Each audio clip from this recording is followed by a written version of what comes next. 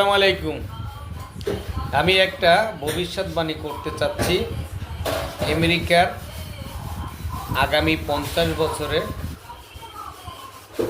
যে আমেরিকার অবস্থা হবে সেইটার একটা ভবিষ্যৎবাণী আমি আগাম করে দিলাম।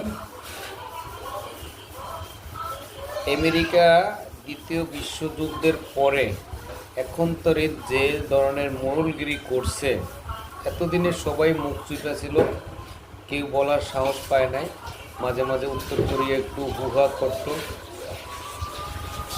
রাশিয়া তেমন একটা প্রতিবাদ জানাইতো না।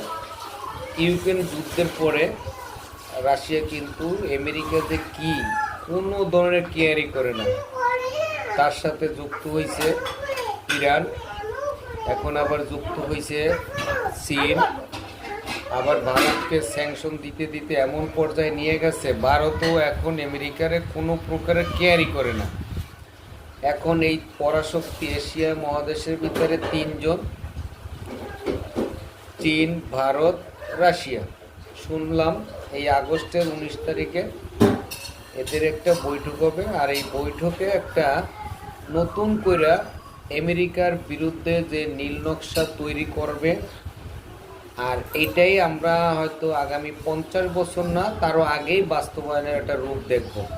আমেরিকার ডলারে ধ্বংস করার জন্য 7টা দেশ যেমন ব্রিক্স উদ্বোধন করছে, ব্রিক্স বাজারে আনবেই। আমেরিকা শুধু চাইয়া চাইয়া দেখবে, কোনো কিছু করার কোনো ক্ষমতা রায় না। এটাই হচ্ছে। আবার বাংলাদেশে আমেরিকার যে ঘাঁটি, সেটাও এই 3 দেশ পরাশক্তি জীবনেও কোনোদিন করতে দেবে না। এটা হচ্ছে আমার ব্যক্তিগত মতামত। আর এইটা যদি করতে আসে আমেরিকা, তাহলে আমেরিকার পতন 50 বছর লাগবে না, সর্বোচ্চ 5টি বছরের ভিতরে আমেরিকা ধ্বংস। যেমন আফগানিস্তান থেকে পলাই আসতে বাধ্য হয়েছে, ইরাকের থেকে পলাই আসতে বাধ্য হয়েছে। এখন এই আমেরিকা যদি বাংলাদেশের ভূখণ্ডে যদি এই ধরনের কোনো কিছু করার চেষ্টা করে, তাহলে নিশ্চিত এই বাংলাদেশ থেকেও আমেরিকার পলাই যেতে বাধ্য হবে। এই বাংলাদেশে যারা তাকে শেল্টার দেবে, তারাও পারবে না টিকতে, ইনশাআল্লাহ।